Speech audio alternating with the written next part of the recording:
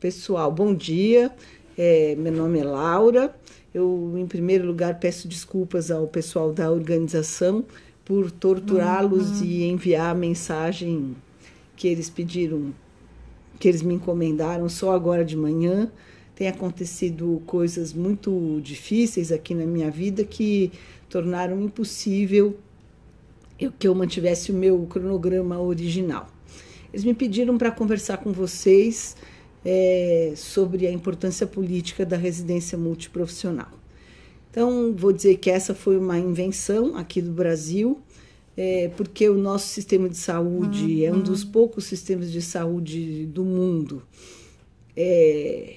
que persegue de maneira explícita dois conceitos que foram fundamentais para a gente inventar a residência multiprofissional em saúde. Primeiro,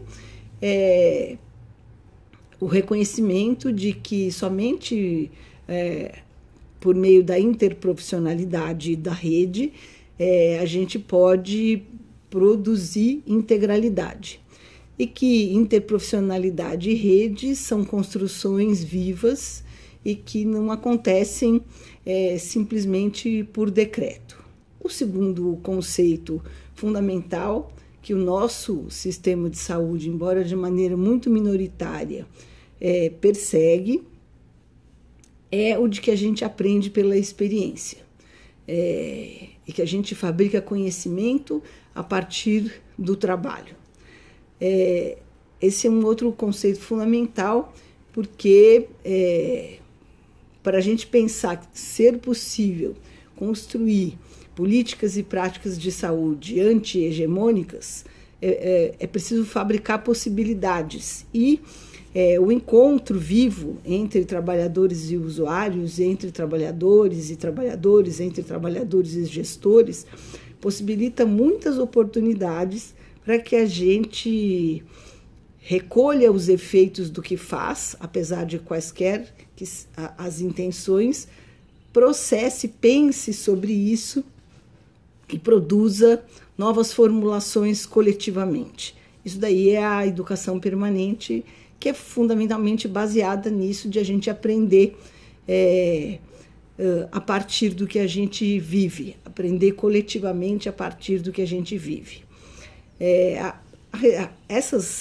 Vamos dizer assim, esses dois conceitos são a alma da residência multiprofissional, pensada originalmente como um dispositivo para produzir mudanças tanto na formação dos profissionais de saúde, como mudanças nas práticas de cuidado e de gestão dos serviços de saúde. Embora a gente tenha pensado a residência desse modo, e ela efetivamente venha formando gerações de trabalhadores e seja sustentada por uma geração de tutores e coordenadores que acreditam nessa potencialidade de mudança, eu acho que é importante reconhecer que a plataforma que, na verdade, deu alguma estabilidade na grande instabilidade que a residência multiprofissional ainda vive, foi o papel que ela, na prática, cumpre no provimento de profissionais, num sistema de saúde em que os gestores, principalmente os gestores municipais, vivem pressionados pelo teto de gastos com pessoas, né? A famosa lei de responsabilidade fiscal impõe um teto muito grave aos gestores, que tem levado favorecido bastante a privatização da contratação dos trabalhadores e da própria gestão do trabalho em saúde com as OS. A residência multiprofissional em saúde aparece como um alívio, porque ela possibilita 3 coisas ao mesmo tempo. 1, provimento de profissionais necessários. 2, remuneração feita pelo ente federal, tanto faz o Ministério da Saúde ou o Ministério da Educação, por meio de bolsas.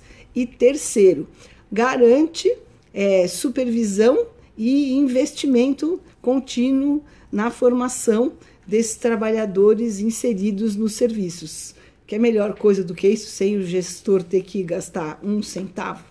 Então, eu acho que essa pode parecer uma coisa surpreendente, eu dizer que essa é a plataforma que sustenta as residências até hoje, mas acho que é, porque, na verdade, elas contrariam tantos interesses, elas fazem tanto ruído, criam problema, os residentes se movimentam, os coordenadores protestam, há tantos atritos e coisas nesse processo, é uma gestão super complexa desse processo formativo no interior dos serviços, uma experiência que é nova e é muito diferente de tudo que a gente tinha acumulado quando a gente levava os estudantes de graduação para dentro do serviço, porque os residentes são trabalhadores, são vistos desse modo, são cobrados desse modo e, ao mesmo tempo,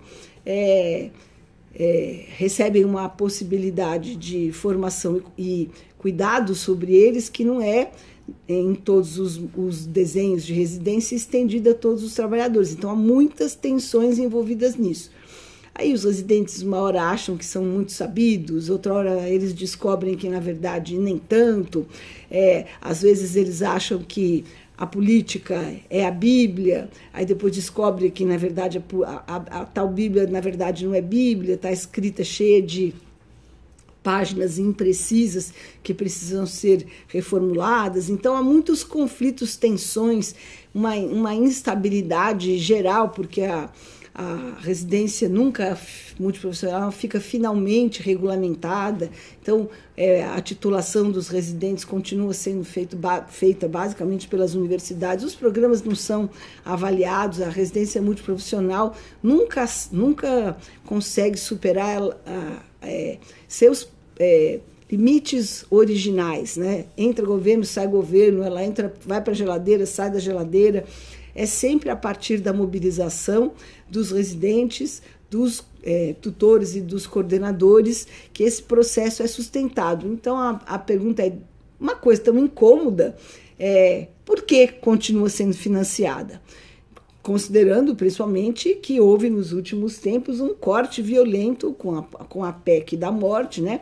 Um corte violento dos gastos do governo federal em saúde. Eu diria que a explicação é essa, é parecida com a explicação de por que o Mais Médicos não acabou. Ele pode ser deformado, empobrecido, mas o elemento provimento foi sustentado. E foi sustentado porque para os prefeitos é impossível viver sem o Mais Médicos. E eu diria que para os gestores, progressivamente, vai sendo impossível viver sem a residência multiprofissional em saúde. Então, eu acho que, por um lado, nós que apostamos desde o início, né, na necessidade de formar pelo trabalho e no trabalho profissionais orientados pela integralidade, pela ideia da equipe, por uma ideia de construção mais compartilhada com os usuários na produção do sistema de saúde, e recolhemos esse tipo de fruto das residências, surpreendentemente nos vemos apoiados e sustentados por um elemento que não era o nosso alvo principal, que era o provimento de profissionais. É claro que prover, por exemplo, NASF, sempre em rotatividade, é problemático, porque na hora que a equipe acumula, acaba a residência, troca a equipe e começa tudo de novo. Mas, sem dúvida nenhuma, melhor ter esse movimento, e esse movimento em constante transformação, em constante aprendizagem, do que não ter nada. E para os gestores, a alternativa seria não ter nada, porque eles não têm recursos no atual momento, nem possibilidades legais de ampliar os gastos com a contratação de trabalhadores. Por outro lado, eu diria que o fato de esse elemento inovador, esse elemento vivo, questionador, muito presente nas residências no começo, vai sendo, de certo modo, contaminado por esse segundo aspecto do provimento, porque fica muito mais forte a residência como um emprego do que a residência como uma aposta. E aí, tanto entre os coordenadores como entre os residentes, isso produz efeitos. Muitas vezes o debate entre os coordenadores de programa gira muito mais em torno das regras, de como é que faz para o cara obedecer mesmo, o que eu faço para o cara trabalhar, como que a gente constrói compromisso. E entre os residentes, por outro lado, vamos dizer assim, muitas vezes uma certa diminuição da paixão e da aposta por uma certa certeza da transitoriedade da empregabilidade. Então, eu fico aqui, me dedico, trabalho 60 horas por semana e ninguém conseguiu ainda mexer nisso. Existe muita preocupação pelo lado dos programas de como fazer cumprir as 60 horas. Nenhum trabalhador trabalha 60 horas. É um certo regime,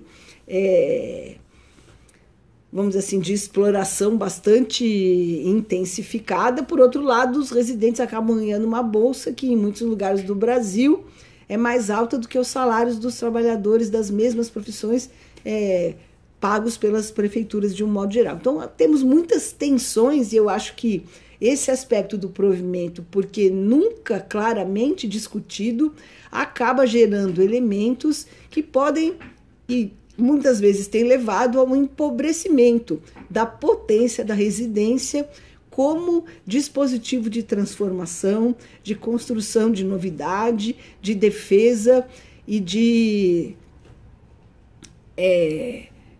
produção de sustentação para o Sistema Único de Saúde, que vem sendo atacado de muitos modos. Eu não gosto de dizer que ele vem sendo desmontado, eu acho que ele vem sendo atacado, porque eu acho que, apesar de existir um vetor de repetição, de burocratização do trabalho, o encontro dos trabalhadores com os usuários nos muitos lugares do Brasil ainda tem sido capaz de mobilizar uma energia cuidadora, um desejo de estar junto. É mais difícil ficar de costas para a demanda dos usuários em sofrimento na saúde, embora falte muito para a gente avançar, principalmente, eu diria, na ideia da construção compartilhada com os usuários. E não só nos conselhos, não só nas conferências, no cotidiano do trabalho. Falta, na minha opinião, crescer muito dentro da residência multiprofissional para ela cumprir o seu papel inovador, um debate sobre como a gente faz para cuidar sem subordinar. A gente, de um modo geral, tem exercido sobre os usuários uma disputa intensiva pelo governo da vida deles, segundo uma lógica claramente marcada pela biopolítica. Eu acho que esse debate é um debate que falta dentro das residências. Muitas vezes a preocupação principal é qual é a carga horária que é de formação teórica, qual é a carga horária prática. Aí a carga horária prática é vivida sem que necessariamente exista uma problematização. Ninguém, assim como em geral no trabalho em saúde, ou muito poucas vezes, tem a oportunidade de recolher os efeitos e pensar sobre os efeitos que são produzidos sobre a vida das pessoas. Se não for para cuidar, para ampliar a potência de vida, qual o sentido de cuidar em saúde? Então, eu deixaria como um desafio para que a gente possa caminhar no sentido da ampliação da potência transformadora da residência, esse convite. E a gente pensar como a gente pode cuidar com os usuários, construindo junto com eles elementos que os possibilitem enfrentar as dificuldades da vida, problemas com que eles vão viver o resto da vida sem termos nós a pretensão de resolvermos a vida deles, no sentido de que eles possam viver a vida com maior potência e que essa potência, essa troca alimente residentes e trabalhadores no sentido da construção e da consolidação do SUS. Obrigada, desejo a vocês um ótimo encontro. Um grande abraço. Tá frio aqui em São Paulo, como vocês podem ver. Tchau.